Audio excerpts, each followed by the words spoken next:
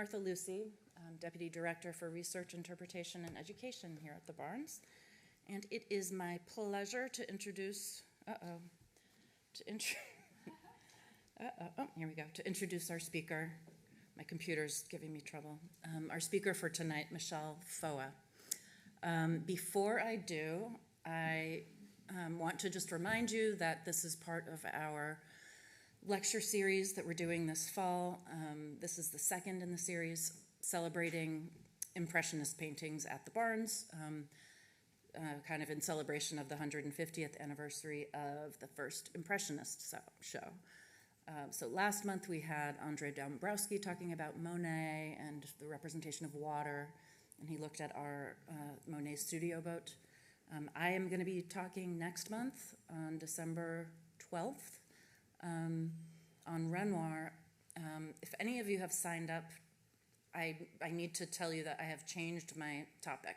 So I'm no longer doing, I was originally going to do the source, which is a sort of a nude, and I have changed it to the luncheon, which is, I'm just sort of interested in that painting right now, so I hope that that is good news. I just made this decision, so if you see on the website that it still says the source, don't be confused.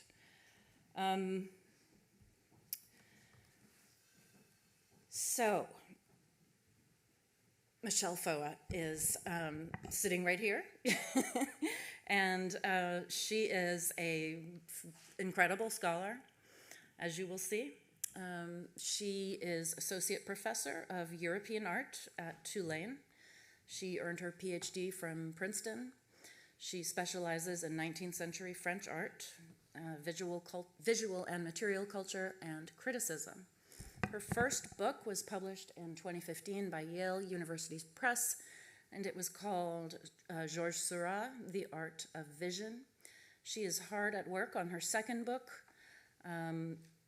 called Edgar Degas and the Matter of Art, which analyzes the significance of Degas' experimental methods of making and his interest in materiality.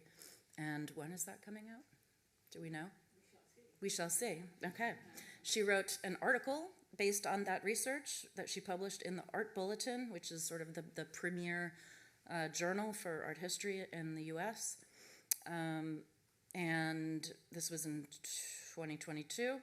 And this article won the 19th Century Studies Association Article Prize. She also curated an exhibition on the topic of Degas at the Clark. There we go. At the Clark Art Institute this past summer. Her research has been supported by so many grants that I'm not even going to name them all, but just a few. The Center for Advanced Studies and Study in the Visual Arts at the National Gallery of Art in Washington, the National Endowment for the Humanities, the Sterling and Francine Clark Art Institute. She's just incredibly active in the field with tons of energy. I honestly don't know how she does it. She's working with museums all over the world. She is, for example, co-organizing an international symposium in Paris, working with the Musée d'Orsay and a couple of other institutions. All of that, though, she's not just a great scholar, she is also an amazing teacher.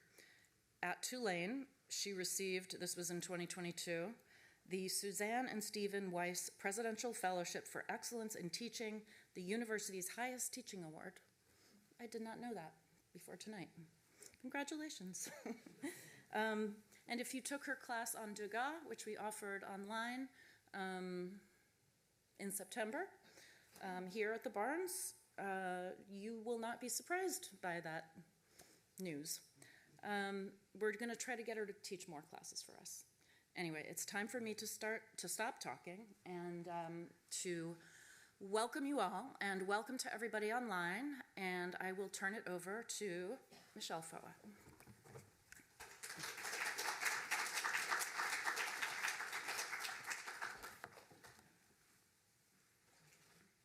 Thank you all for coming tonight, and I want to start by thanking the Barnes and especially Martha Lucy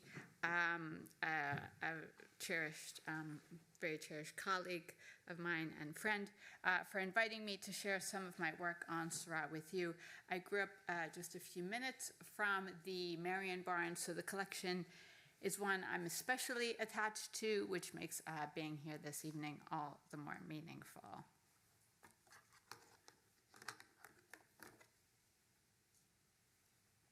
Quote, "Last week, when I was at Dieppe, I was thinking of him, as I always do when I'm at the sea." Close quote. So wrote the neo-impressionist artist Charles Langrand in a letter penned during the first decade of the 20th century to one of his fellow neo-impressionists. The him that Langrand was referring to was Georges Seurat. Despite the artist having died at least 15 years before Langrand wrote that letter, it was still Seurat that Langrand thought of all those years later when he was by the sea. We might reasonably assume that Langrand was fondly recalling memories of time spent there with his neo-impressionist colleague. But Seurat's annual visits to France's northern coasts were solitary ones. It was, rather, to Seurat's seascape paintings that Langrand was referring, such as this beautiful picture of Honfleur, a port town in Normandy, which is in the Barnes' collection. Seurat produced a total of 7 paintings of Honfleur in the summer of 1886, and Barnes acquired this one in 1924. Seurat's seascape series are the products of 5 summers spent in different port towns along France's northern coast between 1885 and 1891, the year he died at the young age of 31. That the sea still made Langrand recall Seurat's seascapes so many years after his friend's death is a succinct and moving indication of just how highly regarded these paintings once were, how intimately associated Seurat was with these works by some of those who knew him best, and the significance these paintings were seen to have by many colleagues and critics at the time. In fact, some of Seurat's most prominent critical supporters viewed these works as his highest artistic achievements. For example, Emile Verhaeren, the Belgian symbolist poet and critic, who was one of Seurat's most vocal advocates, opined in an exhibition review in 1891 that, quote, "the triumph of Seurat is his seascapes and landscapes," close quote. Similarly, Jules Antoine, another prominent figure in the circle of neo-impressionist critics, wrote in his obituary for Seurat that, quote, "his canvases include a large quantity of seascapes and landscapes, which are, in our opinion, the best side of his talent," close quote. And some critics who are skeptical of Seurat's figural paintings or of neo-impressionism more broadly would sometimes make exceptions for Seurat's seascapes, expressing begrudging admiration for them in their reviews. Despite the high esteem in which Seurat's seascapes were held during his lifetimes, these works have received extremely little attention from art historians. This is likely due to a variety of factors, such as a long-standing tendency to focus on individual masterpieces rather than on works that are part of series, and to privilege figural paintings over seascapes. But there are also specific features of Seurat's seascapes that make them resistant to interpretation, a crucial one being, I believe, that the serial logic of these works, that is, how the individual paintings within a group relate to the others as a group, has been difficult for scholars to discern. The meaning of Seurat's seascape series has thus remained little understood, leaving art historians somewhat at a loss for words about them. It is this silence that I aim to fill by elaborating on what I believe are the fascinating connections between and among the pictures in his series, the important insights they offer us into crucial scientific developments taking place during the period, and Seurat's deeply original thinking about issues that had occupied artists for centuries. I'll position Seurat's seascapes in close relation to another prominent but only partially understood aspect of his work, namely his interest in perception. Here is a detail of the Barnes' stunning Seurat painting, Poseuses, about which I will say much more later in the lecture. For now, I'm showing it to you so you can see Seurat's pointillist mode of paint application, in which tiny, supposedly uniform or identical dots of paint were applied to the surface of the canvas. The individual dots of color were meant to mix in the eye of the viewer, a phenomenon that was known as optical mixture, and which, among other things, was thought to make paintings more luminous. Seurat's adoption of pointillism is clear evidence of his profound engagement with mid and later 19th century theories of vision, and in the case of pointillism, with the question surrounding the complexities of color perception. But aside from pointillism, Seurat's interest in vision and how that interest is reflected in his works remains a surprisingly underexplored topic. In this lecture, I'll elaborate on what Seurat's paintings in the Barnes collection, such as his phenomenal painting of Honfleur that we just looked at, his painted sketches on wood panels, such as this example, and of course, the breathtaking Poseuses, can teach us about Seurat's deep interest in the subject of sight that was evident across his body of work and throughout his too short career.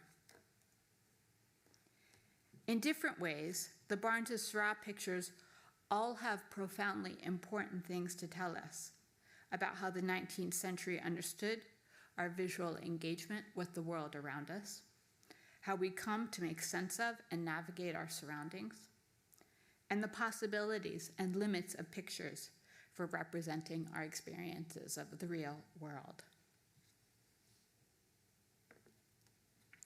Seurat painted the Barnes' remarkable seascape titled Entrance to the Port of Honfleur as one of 7 works in a series he made that summer of the Normandy town's port and surrounding coastline. Here is the entire series, and we'll return to each painting and examine each one in more detail. The 7 Honfleur paintings depict a range of views of the entry to the port, its interior basins, lighthouses, jetties, signal lights, and surrounding coastline. As one tries to articulate what these images are about, to locate where their meaning might lie, one also finds oneself coming to realize what these works are clearly not about. One important exclusion from them is the significant presence of any human figures, thereby situating Seurat as their key protagonist, in other words, foregrounding his experiences of these sites rather than those of other people.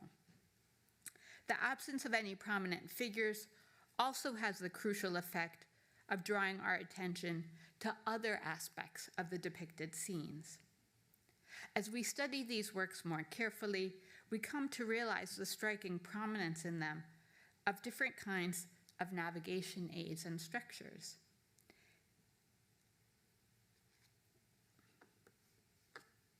In this work, for example, Seurat shows us the 2 jetties that frame the entrance to the port, visible in the old postcard showing nearly the same scene that Seurat represented in the painting.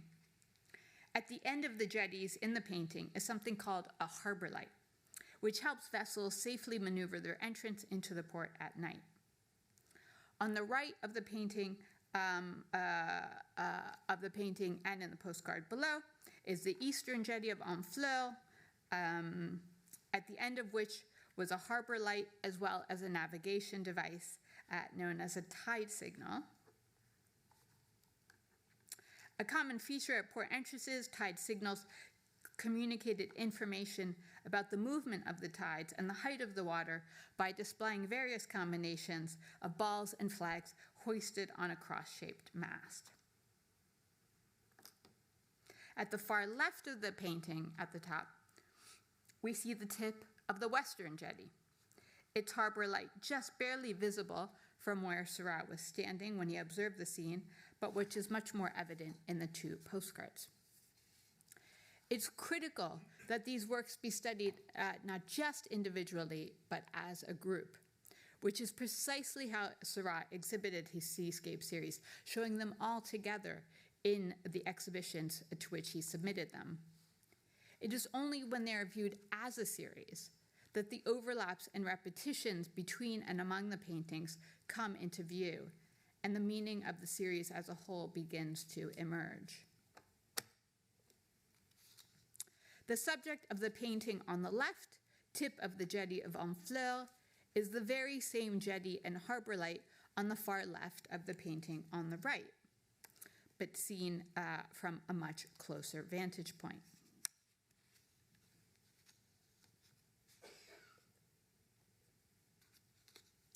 This very same harbor light and jetty makes their appearance in a third Honfleur painting, which you see here, titled Lighthouse and Mariner's Home of Honfleur. And if you see, look at right just behind the lighthouse, you'll see the jetty and the very small harbor light at the end.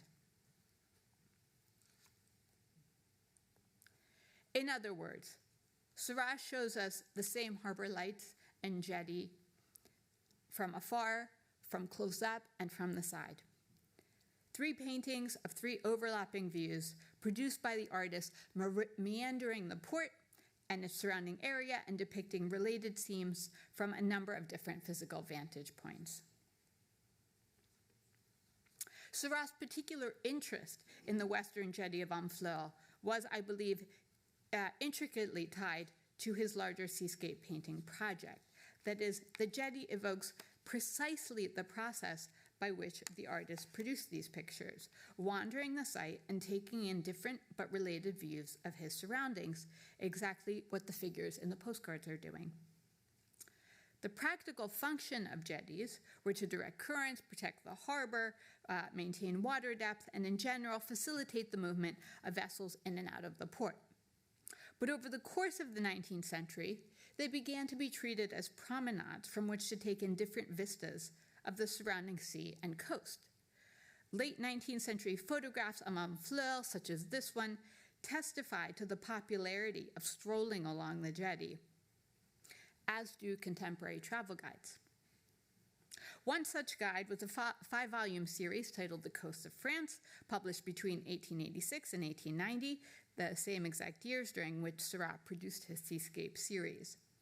Part travel diary, part guidebook, the author of this first-person account of her travels with her family along the northern coast of France described her visit to Le Havre and Honfleur, 2 Normandy towns very close to one another.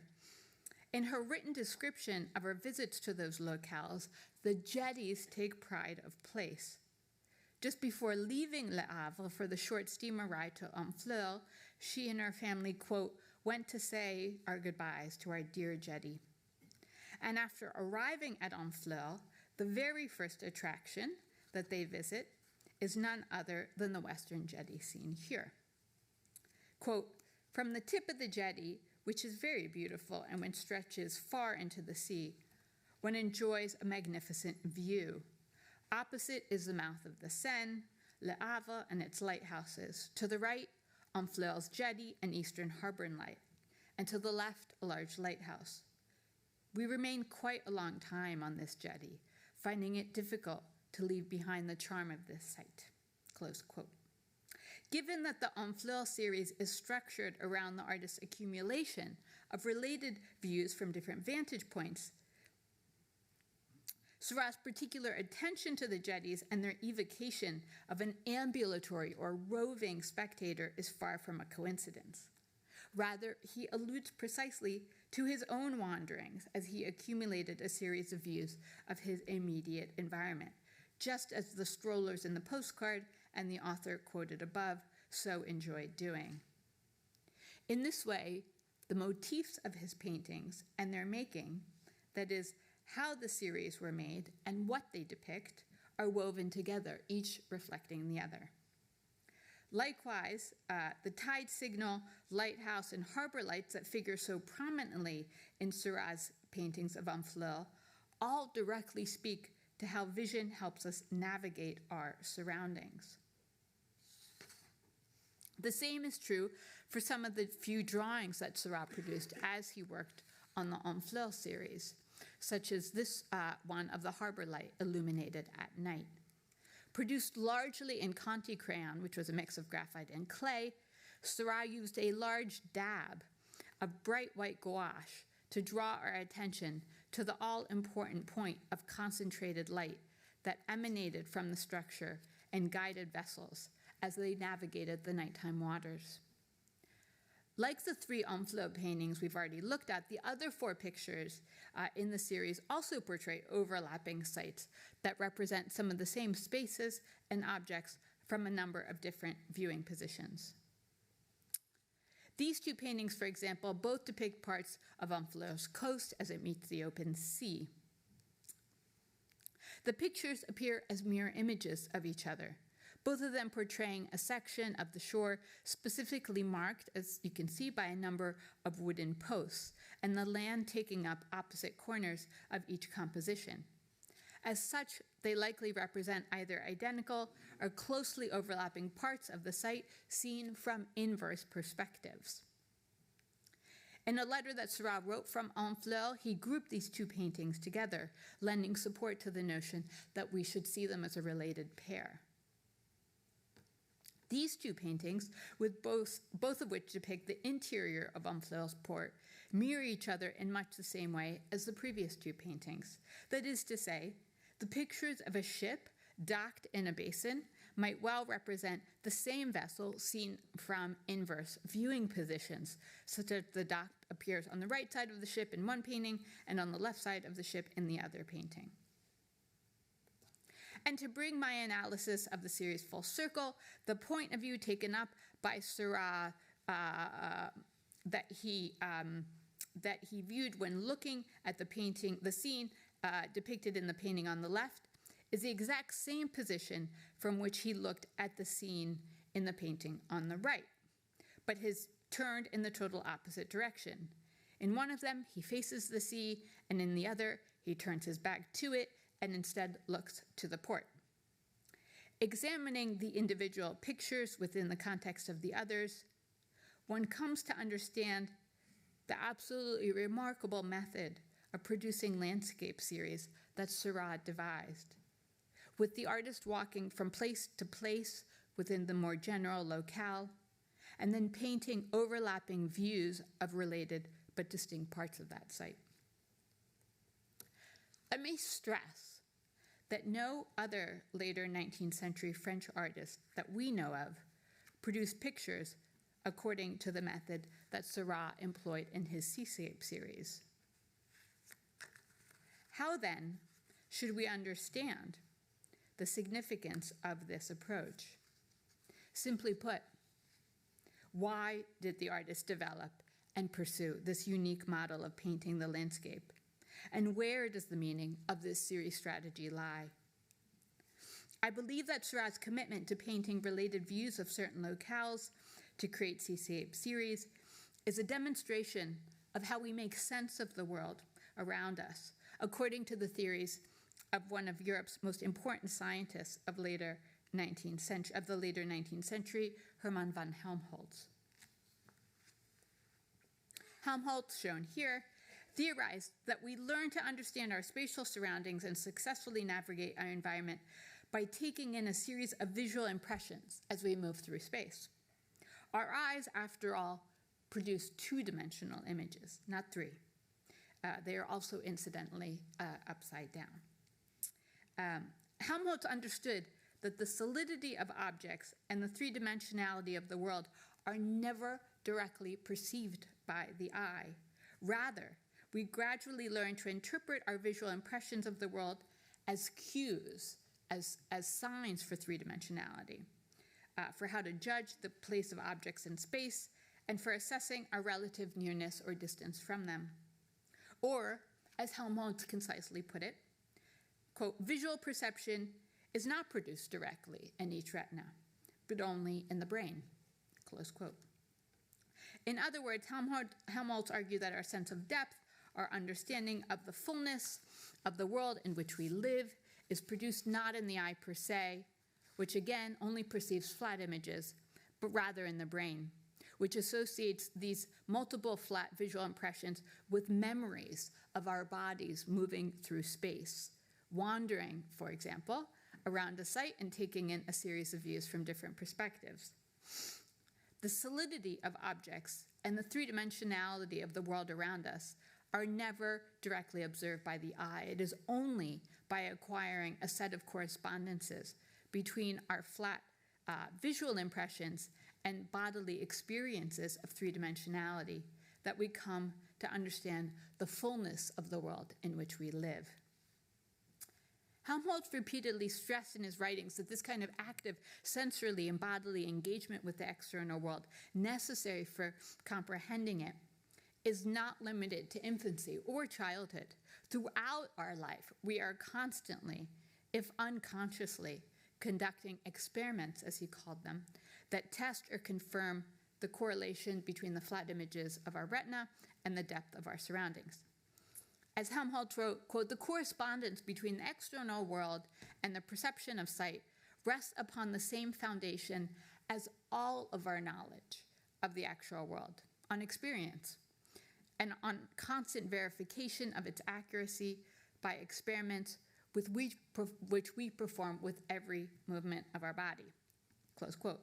Such was how Helmholtz summarized how the senses, the body, and the mind worked in coordination to make sense of our three-dimensional world.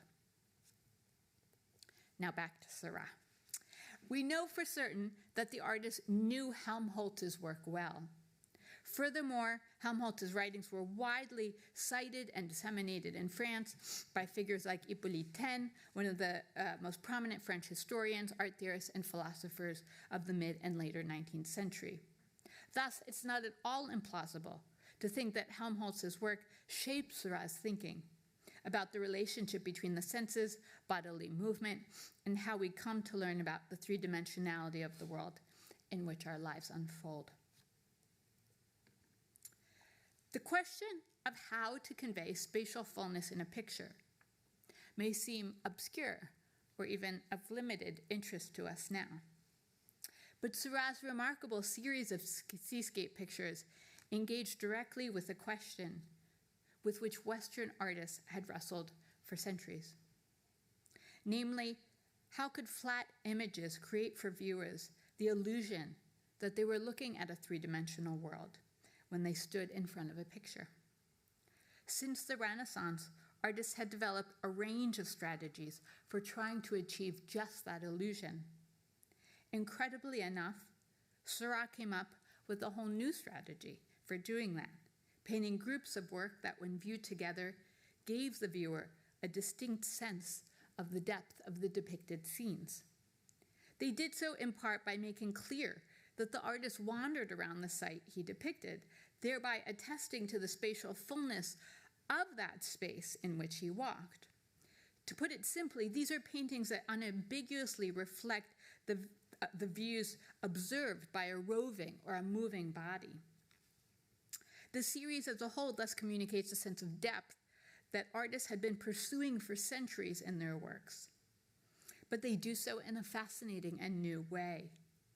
Seurat's groups of seascapes also recapitulate Helmholtz's theories of how we derive a sense of depth from our flat optical impressions by gathering a series of views as we move through space, gradually learning that those flat impressions are clues interpreted by the mind as three-dimensional spaces or objects.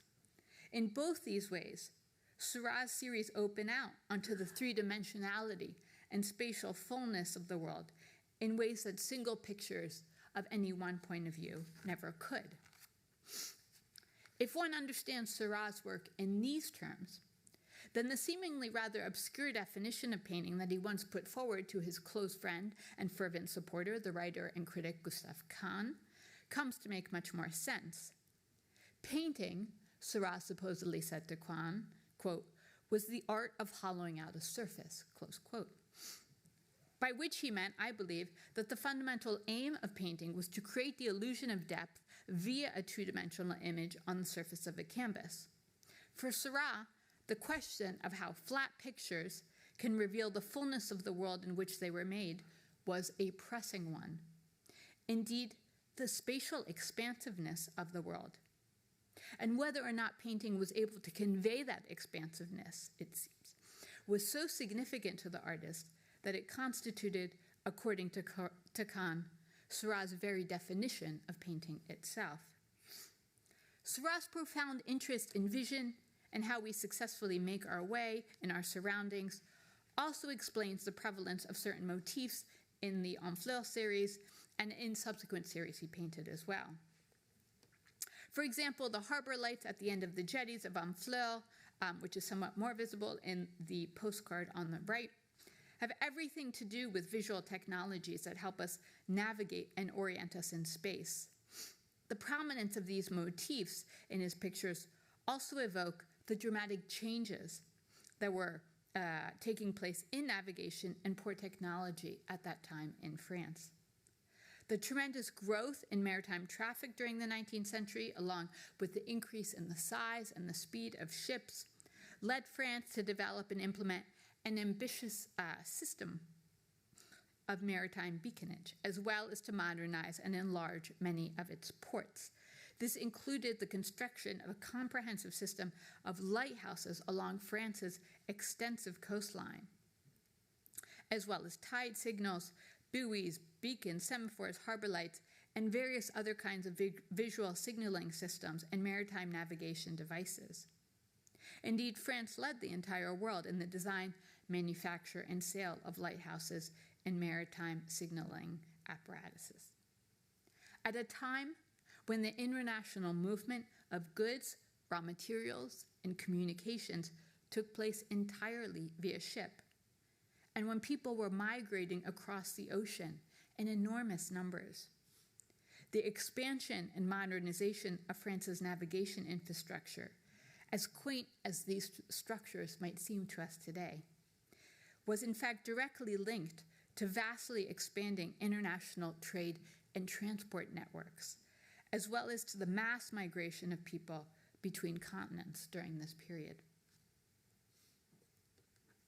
Furthermore, lighthouses were considered marvels of 19th century engineering and design, evidenced in part by the fact that they and other maritime signaling devices were the subjects of regular competition for architecture students studying in Paris throughout the 19th century. In other words, students studying architecture at the nation's premier training ground regularly engaged in the subject of lighthouses and competed with one another in their designs for them. Lighthouses were also at the fore of 19th century research on optics, and some of the period's leading scientists of vision, such as Augustin Fresnel in France and David Brewster in Scotland, to name a few, were closely involved in research on lighthouse illumination. Lighthouses were also important for other innovations in lighting technology. For example, just as Seurat was producing his renderings of lighthouses, many of them were being converted to electricity. So while we may not think of lighthouses as emblems of forward-looking technology, today, in fact, they were viewed in precisely those terms in 19th century France. Though the prevalence of these motifs in Seurat's seascapes, much less their meaning, has remained largely ignored, they are crucial for understanding the larger significance and stakes of Seurat's pictures. The lighthouse, harbor lights, and signal masts that appear repeatedly in these works are intimately connected with various other aspects of these pictures' making, such that subject matter and method of pictorial production are inseparable from one another. The two, motif and making, need to be viewed in close relation to one another in order for the full meaning of these works to come into view. The artist's pointillist method of paint application, for example, was grounded in scientific theories of vision, of how we come to perceive and differentiate between colored objects in our field of vision. Seurat's meanderings around his seascape sites, the artist observing aspects of the larger area from different positions, reflect the strategies that certain leading scientists of the time believed enable us to understand and successfully find our way in the world. In sum, both the subjects of many of these pictures, the harbor lights, the lighthouse, the signal mast, and so on, and their mode of making, were grounded in later cutting-edge 19th century research on vision. This portscape by Seurat, then, as unassuming as it might first appear, both conveys the fundamental interests and innovations of one of France's most important later 19th century artists. It also evokes some of the key technological and scientific innovations of the time, from maritime infrastructure to new developments in our understanding of color perception and emerging theories of how vision functions and enables us to make sense of our three-dimensional surroundings. Recognizing the connections between technique and subject matter in these works, between the lighthouses, Pointillism, and Seurat's overlapping images of Honfleur, help us realize that our failure to consider the relationship between motif and making, not just in Seurat's work, but in that of many other artists as well, can significantly obscure our sense of the meaning of later 19th century French art. His pictures are thus valuable reminders not to treat process and subject matter as independent aspects of artworks. For indeed, we often learn much more when we think about them in close relation to one another. Seeing Seurat's seascapes as a series as an investigation into how vision enables us to make sense of the world not only clarifies his particular notion of the relationship between vision and painting, but it also illuminates how fundamentally different his work was from that of many of the Impressionists. Before I delve into the fundamental distinctions between Seurat's seascape pictures and those of quintessential Impressionists like Monet, who also produced landscape series, let me point out the timeliness of this discussion, which Martha also discussed. 2024 marks the 150th anniversary of the first Impressionist exhibition, held here in the studio of the famous photographer Félix Nadar, who volunteered his space for the show. The 8 Impressionist exhibitions held between 1874 and 1886 were watershed events in the history of modern art. And it is at the 8th and final Impressionist show in 1886 that Seurat exhibited his remarkable A Sunday on the Grand Jatte, where he and the other neo-impressionists made their debut appearance in the world of modern French art. The 1886 exhibition that thus marked the metaphorical passing of a baton from the Impressionists who had dominated modern French art for the previous 15 or so years to a new, younger group of modernist painters. The 150th anniversary of the first show offers us an important opportunity to reevaluate this period in French art and to re-examine our interpretations of the work, interests, and reputation of the key artists of the time. It is very much to the Barnes' credit and to its deep understanding of and commitment to the history of French modernism that they've organized a series of lectures on later 19th century French art this year. This series both commemorates Impressionism's 150th birthday and the pivotal moment that the 1874 exhibition represented in the history of modern art, and also encourages our understanding of the work of that period to continue to evolve, thereby enriching and reinvigorating French modernism by consistently urging our reconsideration of it. In this way, the Barnes remains absolutely faithful to Albert Barnes's belief in the importance of looking at modern French art with fresh eyes. It is this dual mission to both recognize French modernism's enormous achievements and continually reinvigorate it through close re-examination and reconsideration that I feel is the hallmark of the Barnes and makes it one of the most forward-looking major museums of our moment. Despite Seurat's and Monet's shared commitment to producing landscapes in series, the two artists' conceptions of what painting groups of pictures of the same site and motifs was meant to accomplish could not have been more different. It has long been commonplace to understand Impressionism as a movement devoted to capturing fleeting visual effects in pictures. Relatedly, the supposed rapidity of their methods of picture making and the sketchiness of their works were necessary to convey these fleeting phenomena in their paintings. Monet was widely viewed as the paradigm of the Impressionist landscapist, and he adopted the series as his main mode of landscape production, such as the 30 or so pictures of haystacks he produced between 1880 and 1891, a few examples of which you see here. But despite the fact that the two artists were producing landscape series at almost exactly the same time, there was far more that distinguished Seurat's and Monet's landscape groupings than linked them. For one, the fleeting atmospheric, light, and other kinds of effects that are so prominently featured in Monet's works, such as in his haystacks, among many others, are largely absent from most of Seurat's en fleur paintings. Oh, excuse me.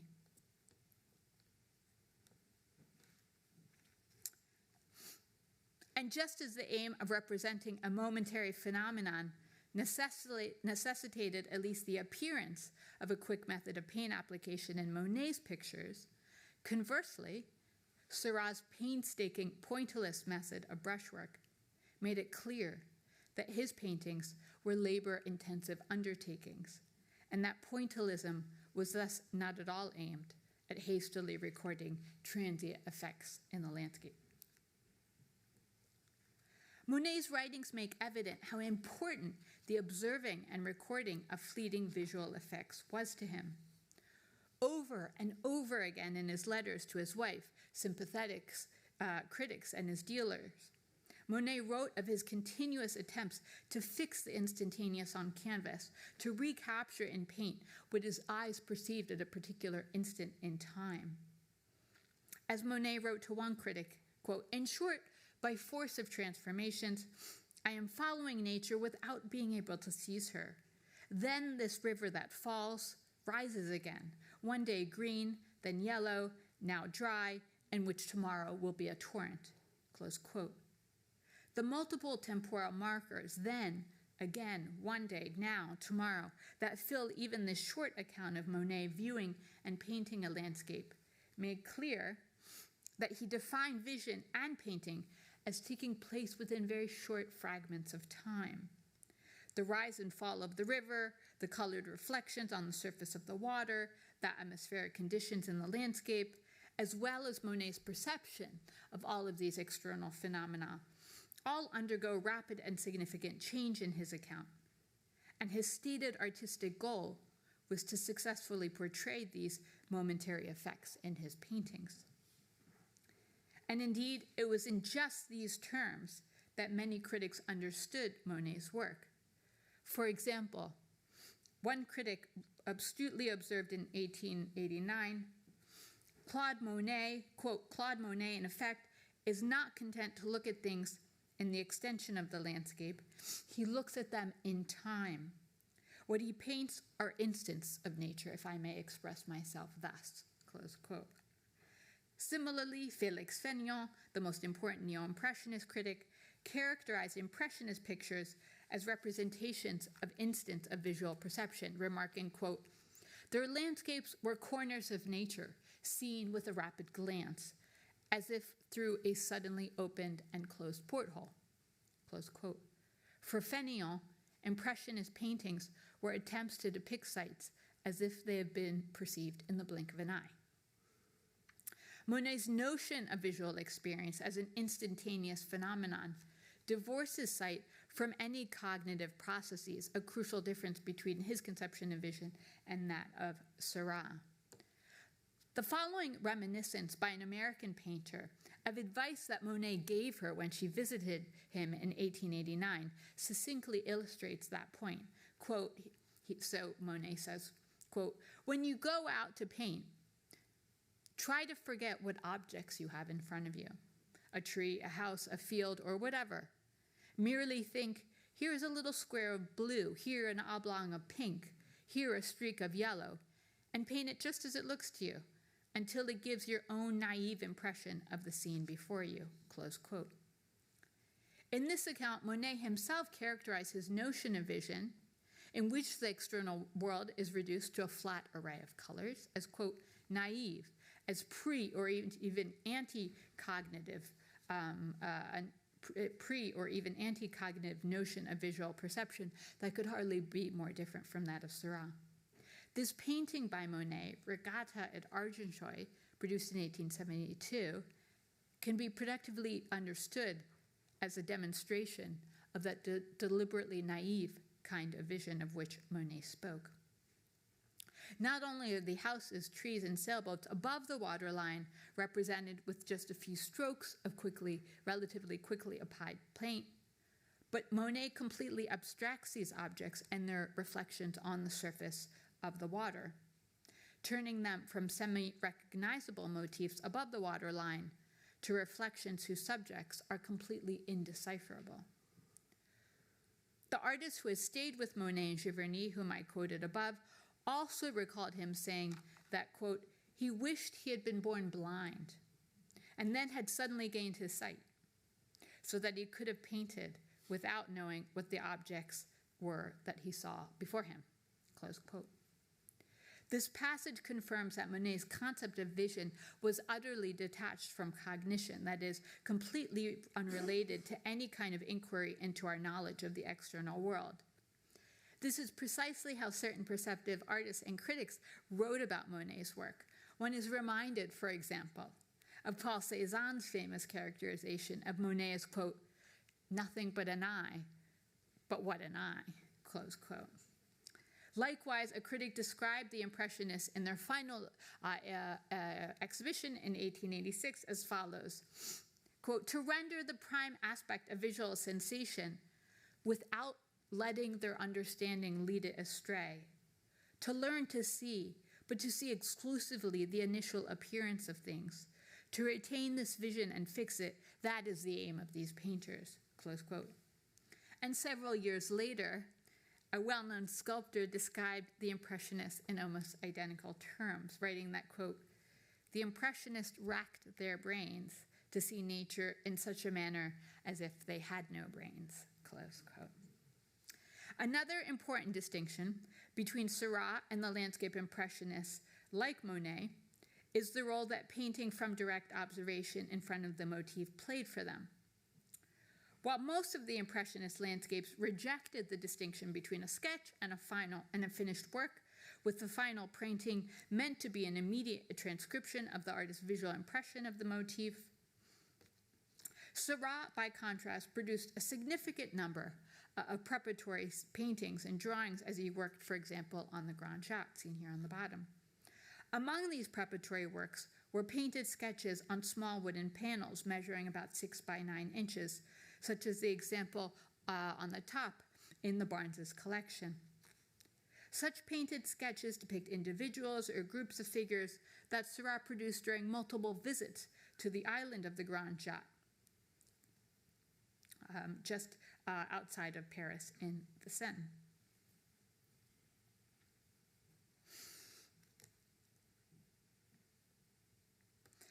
Here are some more examples of painted sketches, the two works on the top, that he produced as he worked on the painting titled The Bathing Place Agneau, seen here on the bottom.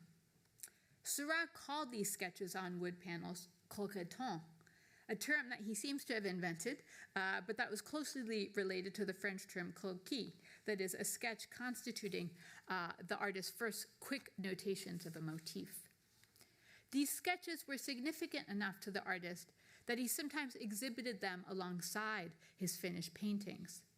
As such, direct visual observation and working outdoors certainly played a role in Seurat's process. Indeed, the diminutive size and quick brushwork of the croqueton made evident that they were produced sur le motif, or outdoors in front of the subject he was painting. But by exhibiting them next to his finished paintings, Seurat was announcing to his viewers his firm adherence to the significant distinction between an immediate observation-based sketch and a major finished picture. Thus, while direct observation of the motif played an important part in Seurat's painting, it is equally clear in the Grand Jas and in subsequent figural paintings that the artist adamantly rejected the Impressionist model of vision as a glimpse or glance, and their definition of painting as the hastily produced representation of that glimpse or glance. Instead, Seurat's integration of his many colquetons and numerous visits to the Grand Jas into a single painting suggests that the time frame at work in his study of the motif and in his making of the picture were much longer than the Impressionist metaphorical instant. In other words, the sense of extended time that is evoked by Seurat's multiple paintings of the same locales in his seascape series is also present in the Grand Jas, although in different form. While the seascapes demonstrated his careful observation of the site from various physical perspectives across a number of works, that is, across a series, the Grand Jas does so in a single painting, combining his many visits to the site, recorded in the sketches he produced sur le motif, into a single, large-scale, and very time-consuming painting produced entirely in the studio. The summer of 1887 was the only one between the production of his first landscape series in 1885 and his death in the spring of 1891 that Seurat did not travel to a coastal locale and produce a series of seascapes. He was, it's clear, far too observed in his work on this painting, Poseuses, to stop working on it and leave it for the coast of France. Before I delve more closely into the work, I feel I should openly declare my biases, namely that I find Poseuses to be one of the most stunning paintings in a collection absolutely full of masterpieces, and one of the most compelling paintings produced in later 19th century France. I adore the Barnes' collection, and so to place this painting at the top of my list of favorites in this building is no small thing. But such is my close attachment to this painting, my profound interest in it, and the many layers of meaning that I think it possesses, that it has a particularly strong hold on me that few other paintings can match. For a notoriously private artist, this enormous painting of Seurat's studio offers us a rare and valuable insight into his world. There are almost no writings by the artist that survive, and his personal life was supposedly so little known that he apparently succeeded in keeping the fact that he lived with his mistress and fathered a child with her largely a secret during his lifetime. So this painting of the artist's studio and the view it offers us of Seurat's paintings in the space in which they were produced, with the Grand Jas on the left and a cluster of smaller paintings on the right, is all the more precious since the artist was otherwise so averse to offering any insight into his work or his world. Earlier, I spoke of the artist's seascapes and the lessons they teach us, namely that each position we occupy in space and each planting of our feet in a specific spot results in a necessarily limited view and finite comprehension of the world around us. This notion, which is thoroughly embedded in the artist's seascape paintings, is also, I believe, essential to Poseuses. Let's look more closely at how that's the case. Of course, one of the ways we know that Poseuses represents Seurat's studio is that the Grand Jas features prominently in it, taking up almost half the entire picture. Importantly, though, Seurat shows us only a fragment of that earlier enormous painting, the significance of which I'll discuss in a minute. There are also 4 framed pictures hanging on the other visible wall of the studio, to the right of the model standing in the center of the painting. But the subjects of those 4 works are impossible for us to make out, which is also significant, I believe, to the meaning of the work as a whole. Poseuses then amply demonstrates that no single point of view is omniscient, and that every vantage point is necessarily limited in scope. Standing opposite Poseuses, the viewer is able to take in the work in its entirety. But that same viewing position prevents us from being able to see the entire Grand Jatte, limiting us only to its right side. We would presumably need to stand further back in space and at a different angle to see the whole of that picture. And then there is the matter of the 4 framed images on the other wall. Standing far enough back in space so that we can take in all of Poseuses also means that we are too far to discern the subjects of these 4 smaller works.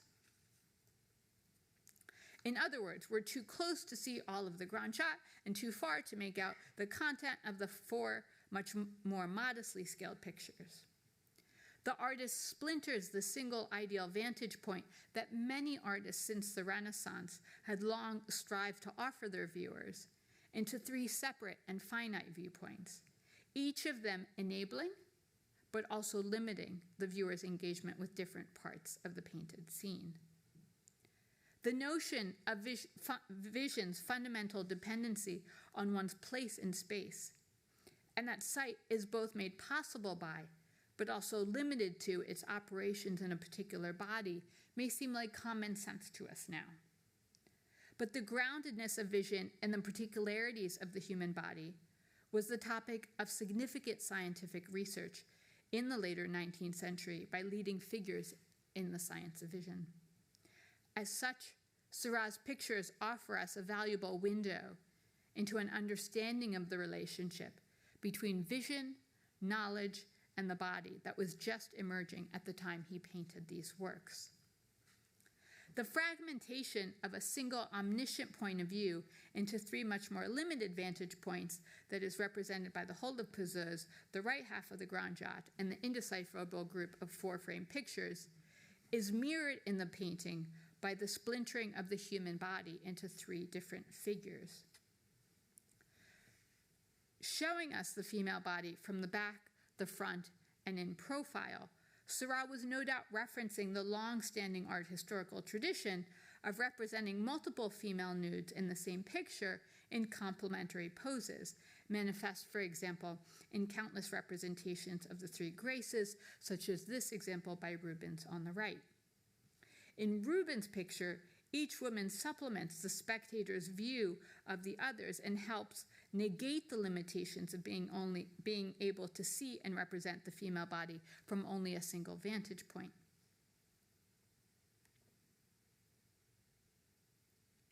Rather than working within this pictorial tradition, Seurat defied it in fundamental ways, thereby exposing the visual and representational limits it was meant to disguise. For one, he makes clear that we are not looking at 3 different figures, but rather at the same woman in different poses and occupying different places in the studio. That is, unlike the art historical precedents for this image, he refuses to physically differentiate his female figures from one another.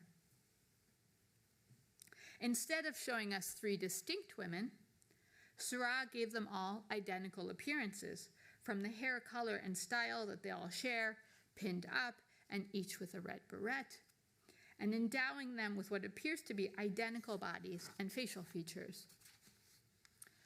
The only feature of these figures that distinguishes them from one another are their actions, which, upon closer inspection, are actually 3 distinct stages of a single action: a model getting undressed on the left, posing for the artist in the center, and then getting dressed again on the right. Arranging these 3 figures in a line across the painting, Seurat all but demands that we see them as the same figure, undertaking a series of activities that unfold over time from left to right. Furthermore, Seurat depicts these 3 bodies as totally discrete from one another, rather than physically linking them or having them engage with one another in some way, as was the norm of representations of the 3 Graces. In so doing, he refuses to let the viewer imaginatively reintegrate them into a single 3-dimensional body, and instead emphasizes the fragmentation of the single figure into 3 distinct flat views. These 3 figures again remind us of the inherent limits of occupying any particular position in space, and the necessarily finite view of the world that that position offers us. They convey that the 3-dimensionality of a body or an object in space can only be perceived in the real world or in painting through a multiplicity of views, one that a single vantage point or a single painting can never provide. Seurat's remarkable seascape painting strategy was to develop overlapping or interrelated series of views to overcome the limitations of any one viewing position and one single painting. In Poseuses, Seurat employs an even more unconventional strategy, namely defying the long-standing precept that painting convey a single unified moment. Instead, he portrays 3 distinctly different moments in time in the same picture, showing us the model as she undresses on the left, poses for the painter in the center, and then dresses again on the right. He thus relinquishes the temporal unity of painting that had long governed Western art, letting go of the notion that painting must represent a single unified moment in time. He did so in order to remind us of the inherent limits of our sight and understanding of the world every time we plant our feet in a particular spot on the ground. Despite the brevity of his career, Seurat died suddenly in 1891 at the age of 31, he was among a very small group of figures with whom major 20th century artists felt they had to contend. From Matisse's experiments with an obviously pointillist-influenced style of painting to the landscapes of Mondrian, such as this example. Thus, long after his death, it was with Seurat's work that key artists of the first few decades of the 20th century felt they needed to grapple. It was a testament not just to his tremendous artistic accomplishments, but also to what I see as the fundamental complexity of Seurat's work, the profound challenge they pose to viewers to make sense of them, and to their fundamentally enigmatic quality, all of which continue to draw us to his pictures today. Thank you.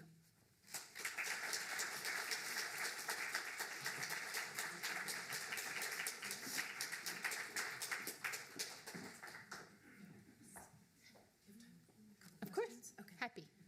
It is a few minutes after 7, so we are that was wonderful. Okay, thank you. We're gonna limit questions to maybe like 2 or 3. So I have a microphone that we're gonna pass around, so please wait for it so that everybody can hear you.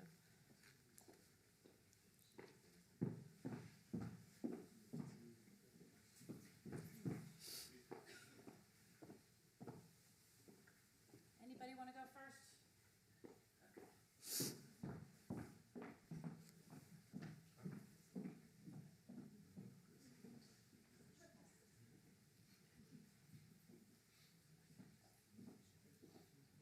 First of all, I'd like to say thank you very much. Oh, I thank wish you. my French was better, but I'll catch up someday.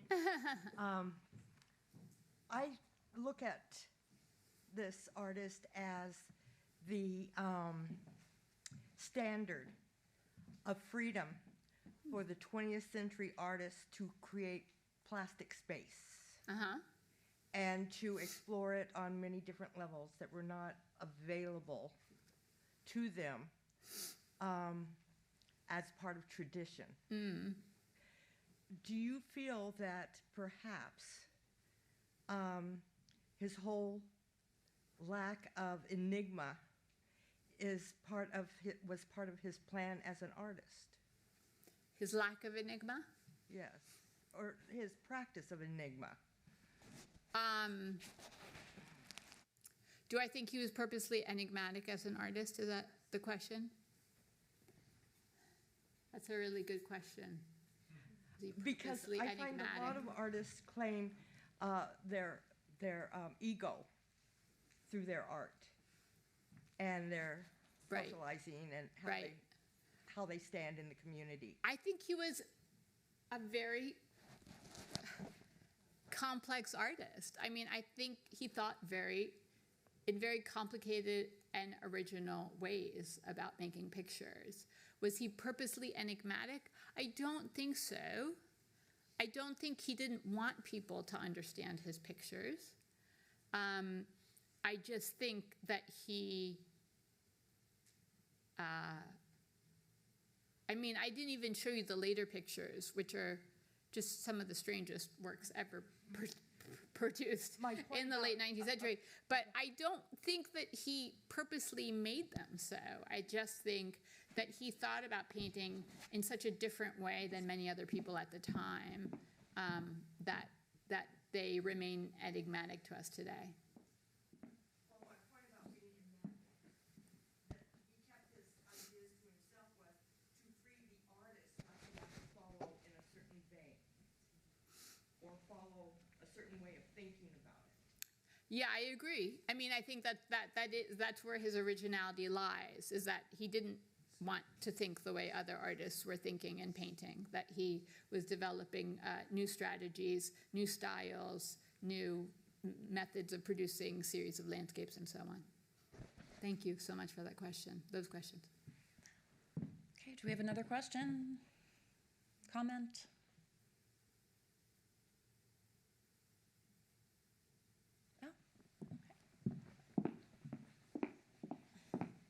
I'm sorry, my hand's up. There's an extremely bright spotlight, so in order to see you, I have to shield my eyes. That's really, really wonderful talk, Michelle. Thank you.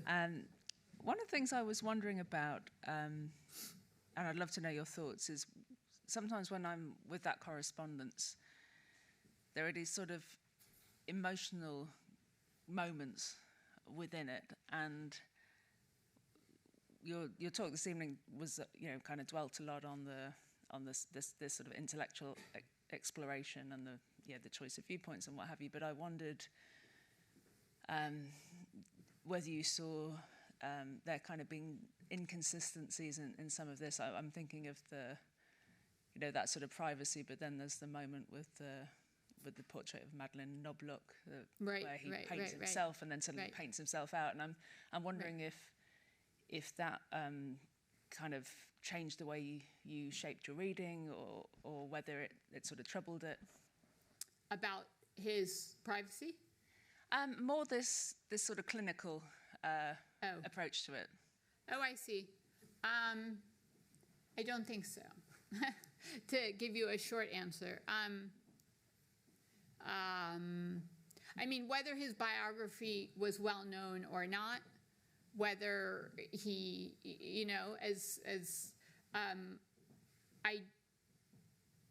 I don't think that's necessarily what his paintings would have been about, even if he had been more open about his personal life. Many artists are much more open about their private lives, their personal lives, but that doesn't necessarily mean that that's what that's what grounds their projects as an artist. So in some ways, when I was working on Seurat, I was tremendously relieved not to have to deal with all these letters and mountains of textual evidence and figuring out, what to do with it and whether, and that sort of thing. So there's a kind of freedom for me as someone who's worked on Seurat, that he left very little writing behind, and that we know very, very little about him, despite the fact that he was quite well known in his own time, although, as I said, died young.